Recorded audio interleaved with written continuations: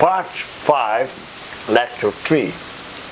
You see, the previous video we talked about the basis vector, covariant basis vector.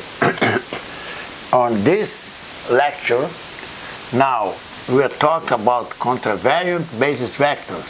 A, now have the I now is upper index, okay? But the coordinates are covariant because it has lower index. You just look at this figure here, okay? There's the space vector, okay? We talked about in part 4, this A sub I, okay? Now I here is covariant, and the components are contravariant. You see upper index. Now this is the dual, okay? This is a dual space vector. Now I here is upper index, so this is contravariant basis vector. On the other hand, Ci sub I is covariant components. As I said, when you see upper index is contravariant. If you see lower index is covariant. Now, always remember, a vector is invariant, okay? Doesn't depend on the coordinate system. You see, the position vector R here, it can be expressed in terms of the Cartesian coordinates x1, x2, x3, or the same position vector in terms of this, in this case, contravariant components or coordinates. The same vector can be expressed in terms of the covariant coordinates. You see? It's right over here. Now, our focus on this lecture 3 is about the dual space. Now, let's define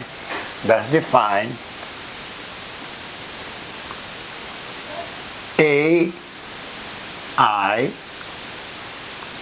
defined as partial of R respect to xi, lower index. In this case over here, okay, in this case over here, you see, these are lower index, the blue one, and the red one is the basis vectors, okay? Now, this here is the space, the dual space, is like this one, okay, the dual space, okay? So, then I'll derive this, okay, and now I'll emphasize that the number of free index here in the left hand side must be equal to the number of free index on the right hand side. But you see, I here is a lower index, okay? The lower index on the denominator, you can see on the left hand side correspond to the upper index, okay, as I mentioned before. So this is a definition.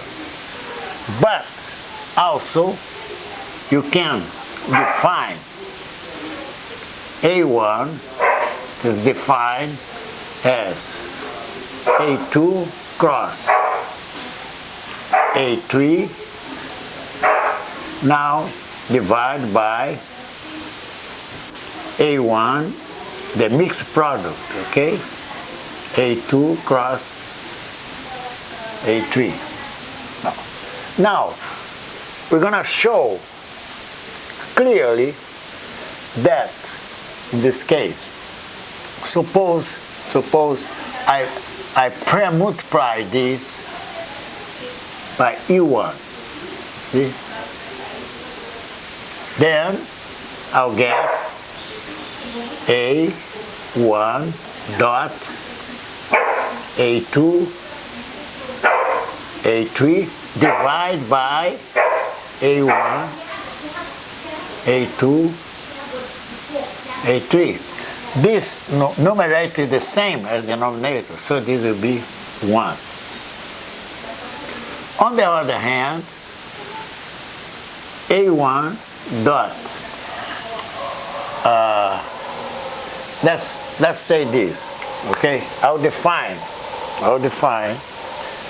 A2, and if I multiply here A1 both sides, I'll put over here by A2. You see A2, this is equal. Now A2 dot A2 cross A3 divide by A1 dot A2, sorry, this is upper,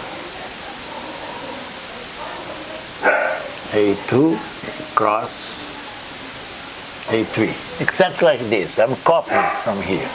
Now, you see, from the mixed problem, mixed with product, okay, we guarantee that the numerator will be 0 because you have A2 here and A2 over there. So this will be 0.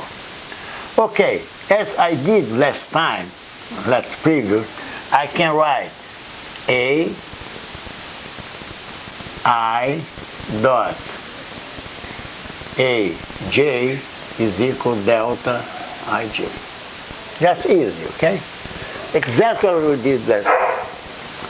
So, attention now, here's the current delta, but remember that AI dot AJ, okay, they are the two vectors, okay, and this is not necessarily orthogonal, okay, not necessarily orthogonal, but so in this case, AI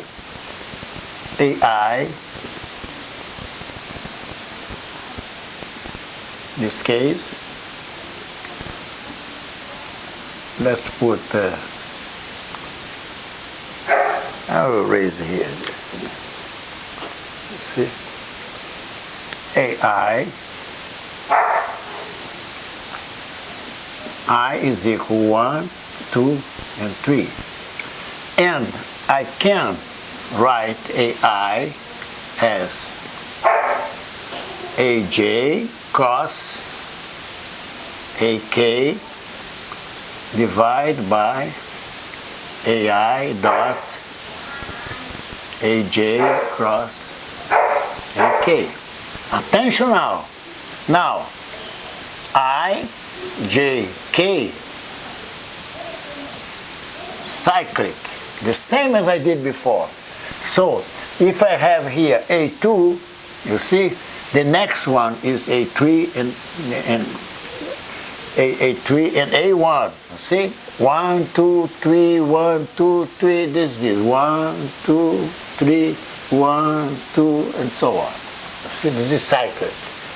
I put here, so this is the same, it's analogous, okay? What is important here, this here is current delta, but it's not necessarily orthogonal. That's a very, very, very important, you see? Now, then I'll move to lecture 4, okay? It will be the metric, okay? I'll start writing the metric.